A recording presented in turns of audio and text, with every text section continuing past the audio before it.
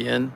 And so in the description, I'm going to post a link to the book. I wonder if I can do that on my phone, like right now. Let's see. No, I don't know how to do that. Let's see. What's that? What's that? Okay, nope, can't do it. Anyway, today, so for 24 hours, Robert Lansdorp's Building a Champion, which is a 100-page book. You can probably read it in an afternoon very easily. It's going to be 99 cents for the ebook and $4.60 for the print book. And so what I would love for you to do is buy it as gifts. So if you're a director of tennis or a director of rackets, buy it for your staff, or parents of juniors and top juniors. And really, I think only really your top juniors or those you think might be inspired to become a top junior are going to be interested. I wouldn't give it to, just your normal run-of-the-day, run-of-the-mill lesson takers. It's a pretty intense book, and, it gets into what do you really need to do if you want to be a great tennis player.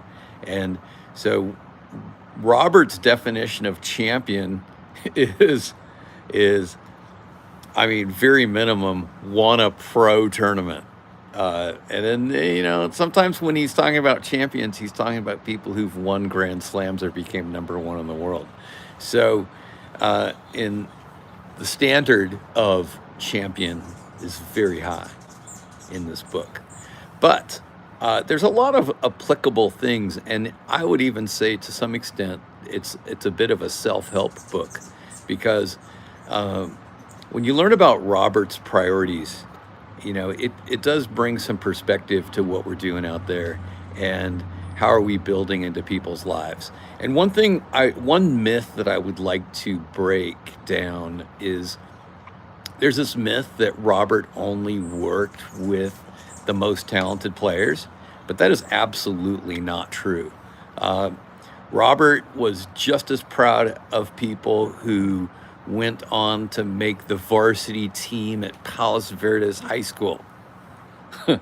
So as long as they came in and they worked hard, like one of his favorite stories to tell that he told me was of a girl who came in and she was an absolute beginner, and she wanted to make the Palos Verdes high school team, which is an incredibly competitive high school team. And she made it. And, she worked really hard, and she wasn't particularly a great athlete, but he helped her out. So Robert's priority was on hard work and discipline and not necessarily talent. He didn't want talented, lazy people.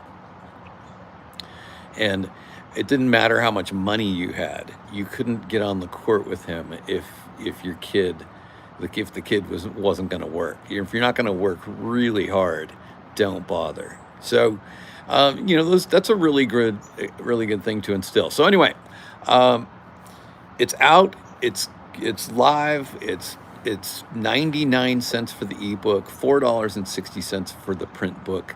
Grab a few of them. Let's make the book go to #1 on Amazon in the tennis category, and I will be putting a link in the description as soon as I hang up here. All right. Wait, maybe I can. No, I can't do that. All right. Thanks for watching. I promise to be back on and putting more videos into my YouTube here. So thank you for those of you who followed me and have been watching things even when I haven't been particularly active. All right. Thank you. Bye-bye.